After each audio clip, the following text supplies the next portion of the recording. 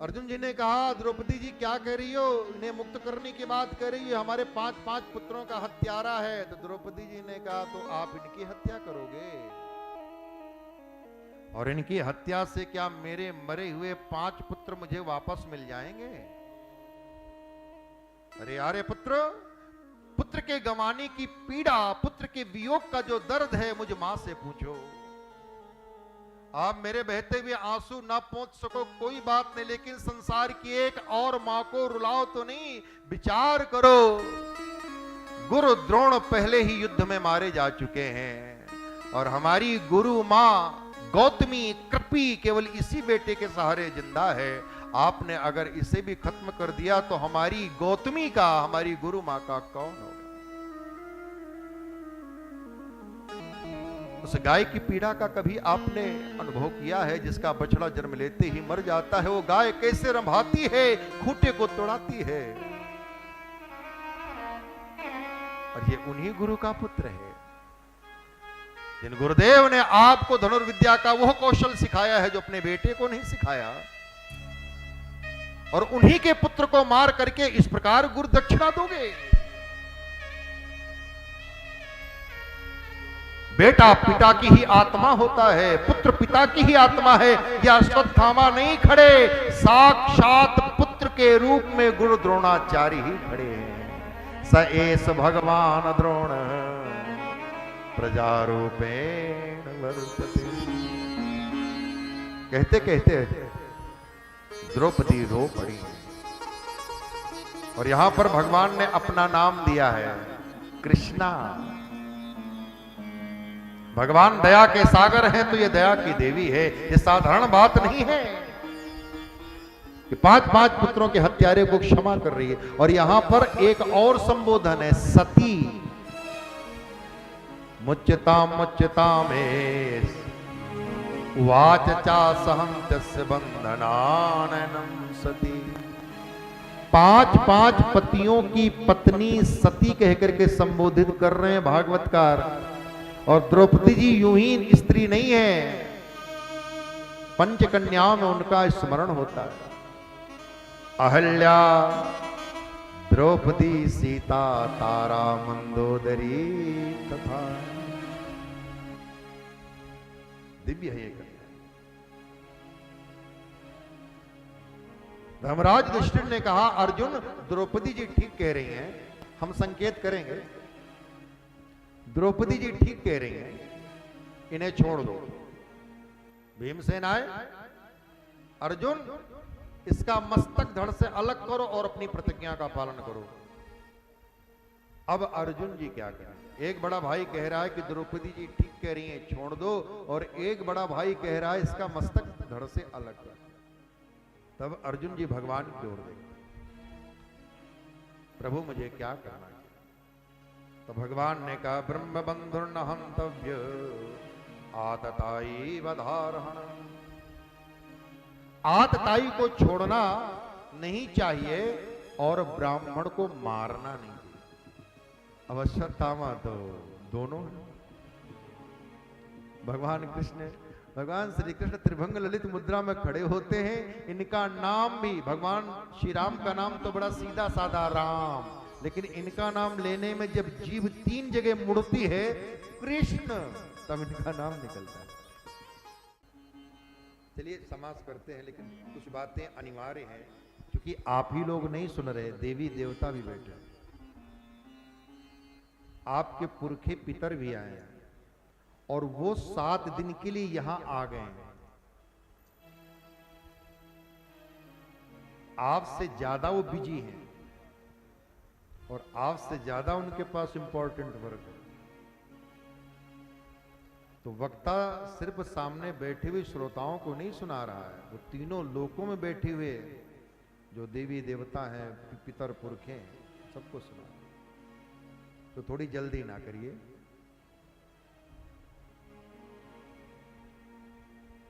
आप कहीं ऐसी वैसी जगह नहीं बैठे जहां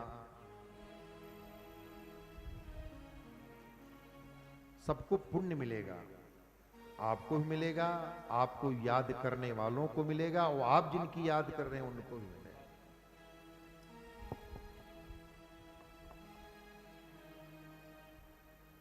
बोलिए भक्तवत्सल भगवान की जय। चलिए, जो भी हुआ भगवान ने कहा ऐसा है। अश्वत्थामा कोई पेशेवर हत्यारे नहीं है। इन्होंने रात के अंधेरे में अनजाने में बच्चों की हत्या की है। ऐसा करो, इनके मस्तक की मणि निकाल लो, शिखा का छेदन कर दो, अपमानित करके दो अपशब्द कह करके धक्का मार करके बाहर कर दो, इनकी मृत्यु के बराबर। अर्जुन जी ने वैसा ही किया।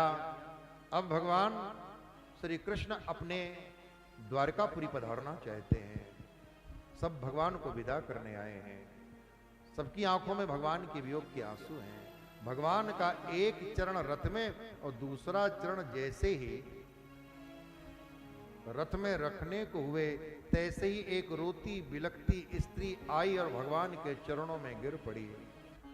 पाहि पाहि महायोगिन देवदेव जगतपते, नान्यम तद्भयं पश्ये यत्र मृत्यु परस्परम। हे प्रभु, जहां इस संसार में प्रत्येक प्राणी एक दूसरे की मृत्यु का कारण बने हैं, वहां आपके चरणों को छोड़ करके कहीं भी अभयत्व नहीं दिखाई देता। हे प्रभु, मेरी रक्षा कीजिए, रक्षा कीजिए। मेरी रक्षा ना हो सके तो कोई बात नहीं, कम से कम मेरे उदर में, पेट में पल रहे मेरे बच्चे को बचा लीजिए, मेरे शिशु की रक्षा कीजिए। कौन है और किससे रक्षा चाहती है? ये कोई और नहीं, ये वीर अभिमन्यु की पत्नी उत्तरा है। और रक्षा किससे चाहती है?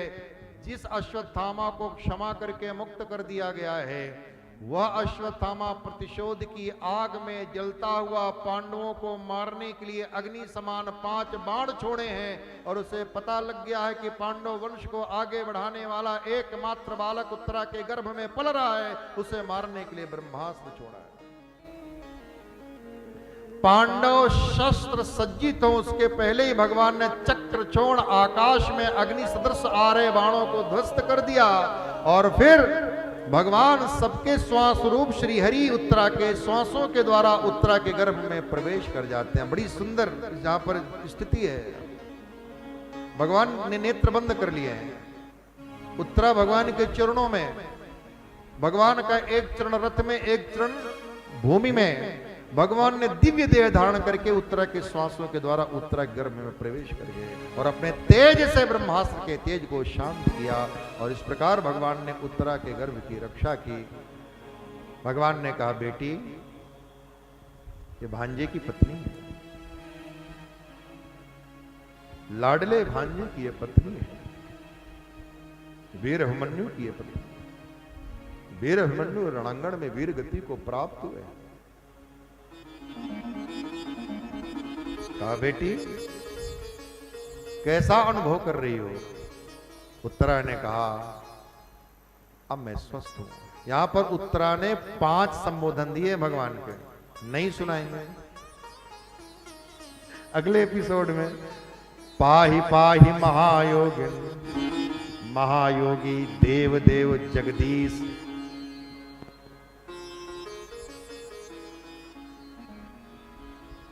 नाथ, 6 संबोधन दिए।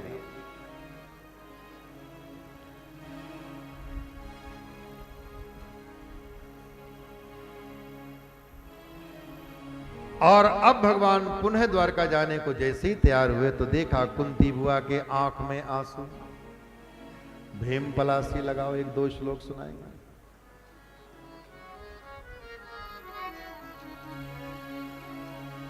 कुंती बुआ की आंख में आंसू, हाथ जुड़ गए और गोविंद की ओर देख करके कुंती बुआ ने स्तुति की। बस 1-2 श्लोक। नमस्ते पुरुषं त्वाद्यम् ईश्वरं प्रकृते परम अलक्ष्यं सर्वभूतानां अंतर्बहिर्वस्थितं नमस्ते पुरुषं त्वाद्यम्। नमस्कार करती हूं किसको? भाई के बेटे को, उत्तम यादव को, अर्जुन के सखा को। द्वारका के राजा को, नहीं नहीं, नमस्ते पुरुषं त्वाद्यम् ईश्वरं प्रकृते परम। नमस्कार करती हूं आदि पुरुष भगवान नारायण को, जो साक्षात परमेश्वर है और समस्त भूत प्राणियों की अंतरात्मा है। उन नारायण को नमस्कार करती हूं। यथा ऋषिकेश खलेन देवकी कंसेन रुद्धाति चिरं शुचार्पिता विमोचिता हम च सहात्मजा विभो तो यैव नाथेन मुहुर्विपद्गणा। हे नाथ, आपने वो करुणा कृपा अपनी मां देवकी पर नहीं बरसाई जो करुणा कृपा मुझ अबला विधवा बुआ पर बरसाई है। आपने दुष्ट कंस से देवकी की तो रक्षा की, लेकिन देवकी के पुत्रों को नहीं बचाया। लेकिन जब मैं अपने विषय में देखती हूं तो अनेकानेक विपत्तियों में, संकटों में आपने मेरी रक्षा की, मेरे पुत्रों की रक्षा की। अरे अरे, मेरे पुत्र के पुत्र के पुत्र की रक्षा की। यदि आप मुझसे प्रसन्न है तो मैं आपसे एक कुछ मांगना चाहती हूं। तो भगवान कृष्ण बुआ से लिपट जाते हैं। हमारी प्यारी बुआ, हमने जो कुछ आपके लिए किया है वो हमने कोई एहसान नहीं किया, हमारा कर्तव्य था। हमने जो हमें करना था, करना चाहिए था, वही किया है। हम आपसे प्रसन्न हैं, आप मांगो। और बुआ कुंती ने वो मांगा है जो संसार में शायद ही कोई मांगे। बुआ कुंती ने झोली फैला दी। विपदः सन्तु नः शश्वत्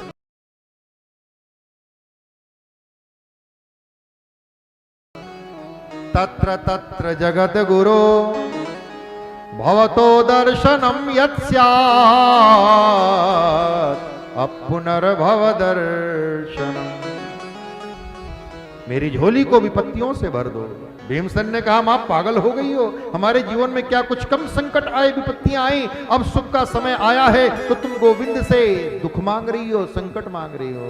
कुंती बुआ ने कहा, नहीं बेटे, हमें दुख से प्रेम नहीं है। प्रेम तो ये सांवरी सलोनी मूरत से ही है।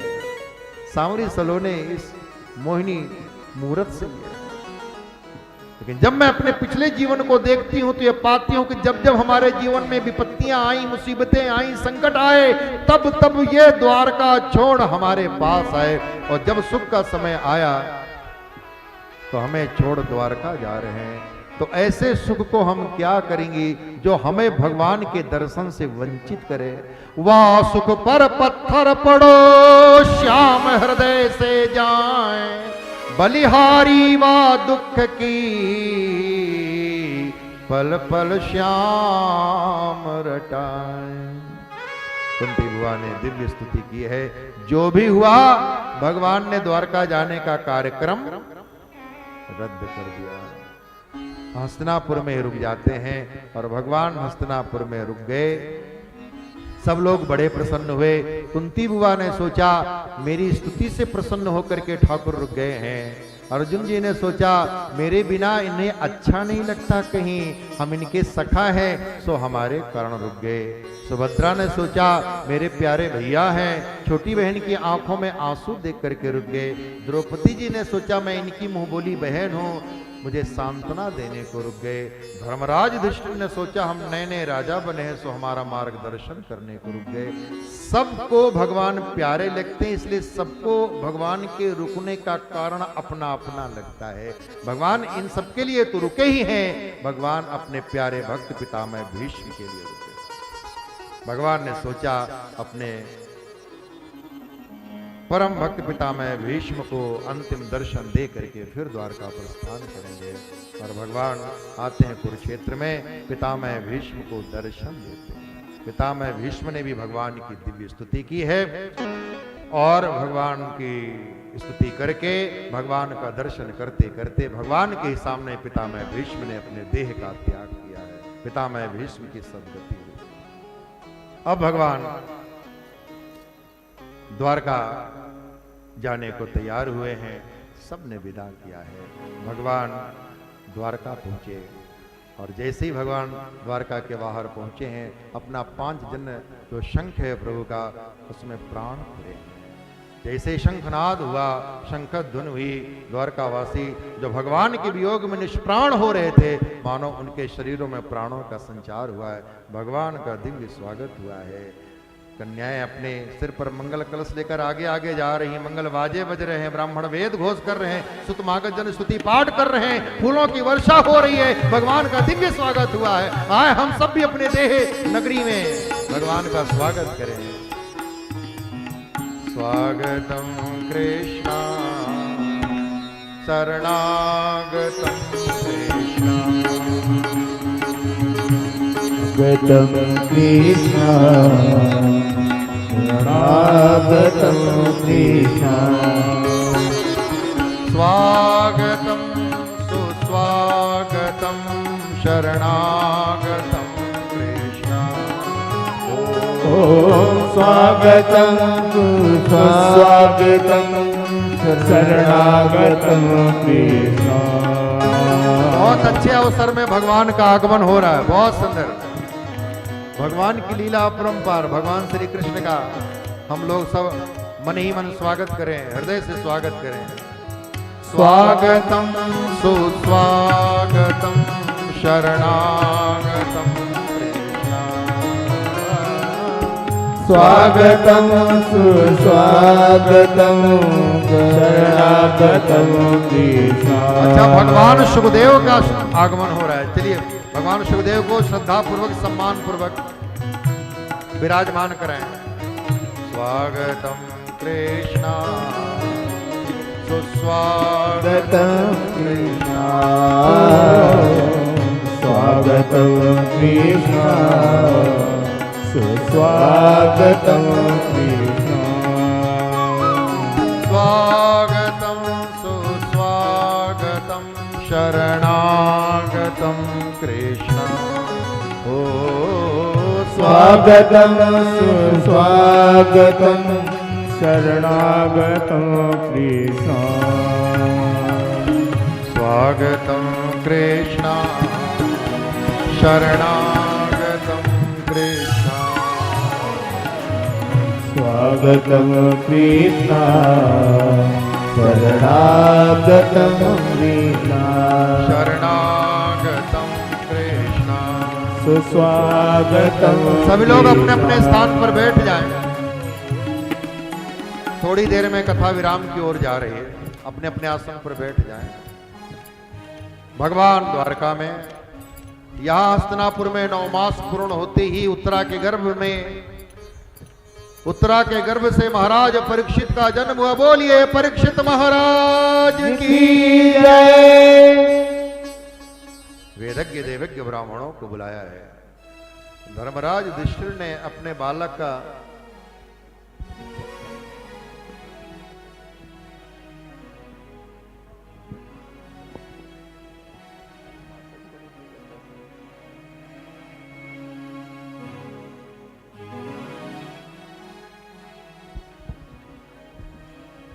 धर्मराज युधिष्ठिर ने वेदज्ञ देवज्ञ ब्राह्मणों को बुलाया है। आप लोग अपने चित्त को बटने न दें, आप व्यासपीठ की तरफ ही देखते रहें, क्योंकि चित्त बड़ा चंचल है। और हमसे पूछो, आप लोगों के चित्त को, मन को संभालने में एक बच्चा छोटा नहीं आप संभाल सकते हो। आप लोगों का मन छोटे बच्चे से भी छोटा है, और हमको कैसे संभालना पड़ रहा है एक साथ सबके छोटे छोटे मनों को, बच्चों वाले मन को। तो अभी तो सिर्फ हम ही को देखते रहो आप। हम ही में सारे देवों की कल्पना कर लो अभी।